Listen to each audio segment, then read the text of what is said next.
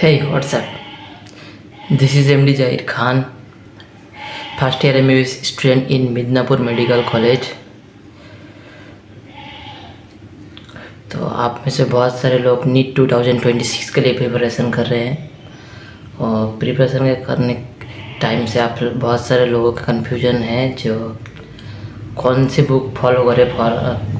Mainly तो सब लोग एनसीईआरटी तो फॉलो करते ही, मगर क्वेश्चन प्रैक्टिस के लिए कौन सा बुक फॉलो करना चाहिए, और इसलिए टुडे मैं एक वीडियो बना रहा हूँ इस टॉपिक के ऊपर।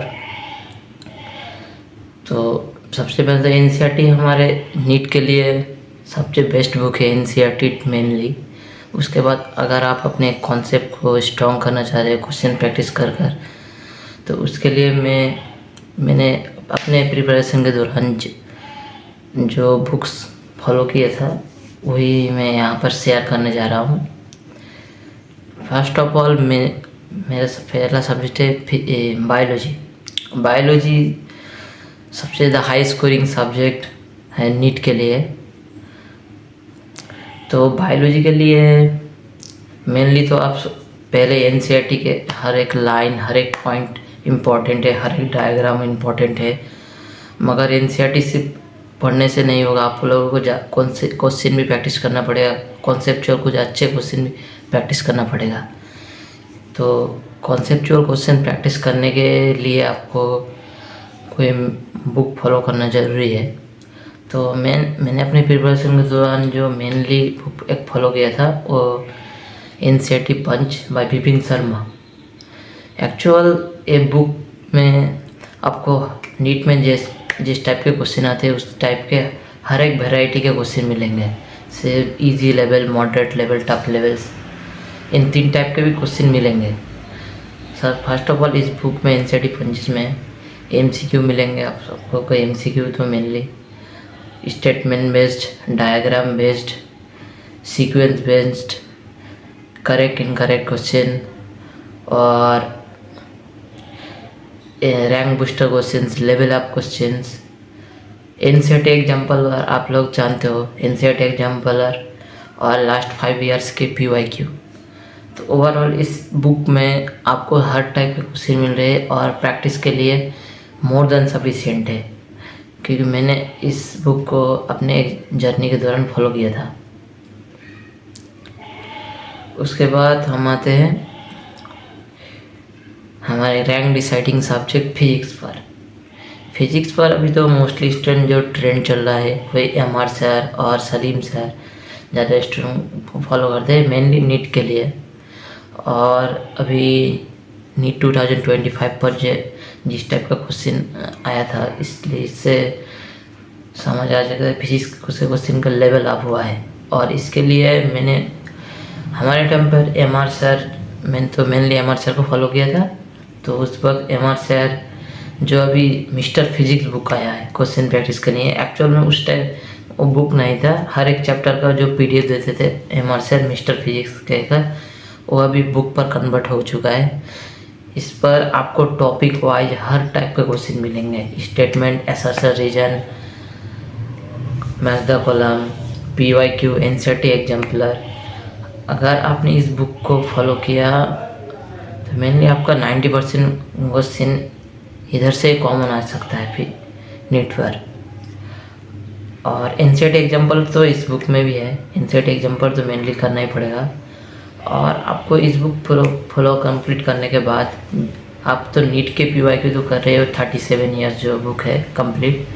उसके बाद आपको मैंने अपने प्रिपरेशन के दौरान किया था जेईई मेंस के लास्ट 5 ईयर्स के जो पीवाईक्यू है जेईई मेंस के, अगर आपने कर लिया तो आपका लेवल अप हो जाएगा। और अभी जैसे नीट 2025 पर जिस टाइप के क्वेश्चन आया था एग्जाम पर हाई थिंकिंग लेवल, तो उस टाइप के क्वेश्चन को हैंडल करने में आप लोगों का बहुत ज़्यादा प्रॉब्लम नहीं होगा अगर आप जेईई मेंस के पीवाईक्यू करते हो। जेईई अभी नीट 2025 में 1-2 क्वेश्चन एडवांस से भी क्वेश्चन था।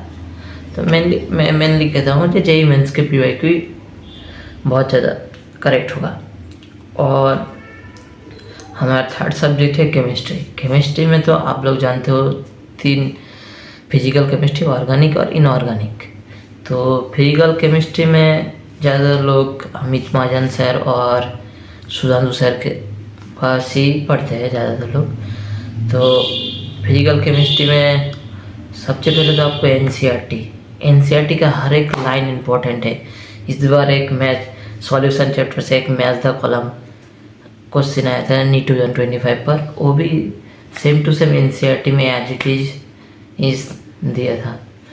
अगर आप कंप्लीट एनसीईआरटी रीड करने के बाद एनसीईआरटी पर जो एग्जाम्पल क्वेश्चन है फिजिकल केमिस्ट्री के, एग्जाम्पल क्वेश्चन करने के बाद एक एक्सरसाइज पर क्वेश्चन है, अगर ये कंप्लीट करने के बाद आपके पास टाइम बचे तब एनसीईआरटी पंच करना।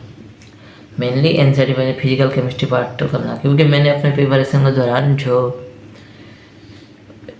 Complete physical chemistry Sudhanshu sir को फॉलो किया था, तो उस सुधांशु सर के जो डीपी पर अप्रॉक्स 40 to 45 क्वेश्चन रहता था, इसलिए वही मैं कंप्लीट कर लेता था और उसमें मेरा ज़्यादातर कॉन्सेप्ट क्लियर हो जाता था। अब बात है ऑर्गेनिक और इनऑर्गेनिक। ऑर्गेनिक तो मैं तो बोलूँगा आपको कोई एक्स्ट्रा बुक ही नहीं करना चाहिए। ऑर्गेनिक में आपको एनसीईआरटी पर हर एक लाइन आपने कभी, अगर आपने एनसीईआरटी पूरे कंसंट्रेशन के साथ पढ़ा है तो आप क्या करेंगे, बहुत अच्छे अच्छे क्वेश्चन किंतु बनते हैं उस लाइन एनसीईआरटी के हर एक लाइन से। तो ऑर्गेनिक के लिए आपको मेनली एनसीईआरटी के जो एग्जाम्पल रहता है और एक्सरसाइज में जो क्वेश्चन रहते हैं वही करना पड़ेगा, वही क्वेश्चन ही सब प्रैक्टिस। अगर वो सारे कंप्लीट हो जाए उसके बाद आप एनसीईआरटी पंच ट्राई कर सकते हैं। और इनऑर्गेनिक तो ज़्यादा लोग अभी मोहित सर को फॉलो करते हैं, और मैंने भी अपने प्रिपरेशन के दौरान किया था इनऑर्गेनिक में मोहित सर को। तो मोहित सर अपने जो नोट बनाते हैं अपने लेक्चर के दौरान, अगर आप कंप्लीट नोट कर पाए और डीपी भी कर पाए तो वो मोर देन एनफ है। और आपको कोई एक्स्ट्रा बुक प्रैक्टिस करने की ज़रूरत नहीं है सिवाय एनसीईआरटी के। आप अपने कंप्लीट लेक्चर करने के बाद जो एनसीईआरटी होता है, जो पीरियोडिक टेबल है, केमिकल बॉन्डिंग है, हर एक चैप्टर में पी ब्लॉक है, आप जानते हो। तो चैप्टर का हर एक लाइन पर एनसीईआरटी का हर एक लाइन पर क्वेश्चन बनता है और बहुत अच्छे अच्छे एग्जाम्पल का क्वेश्चन बनता है उधर। तो आपको मेनली एनसीईआरटी के एग्जाम्पल और क्वेश्चन और जो एनसीईआरटी एक्सरसाइज में क्वेश्चन है आपने कर लिया तो वो मोर देन एनफ है, और कोई बुक आपको फॉलो करने की ज़रूरत नहीं है।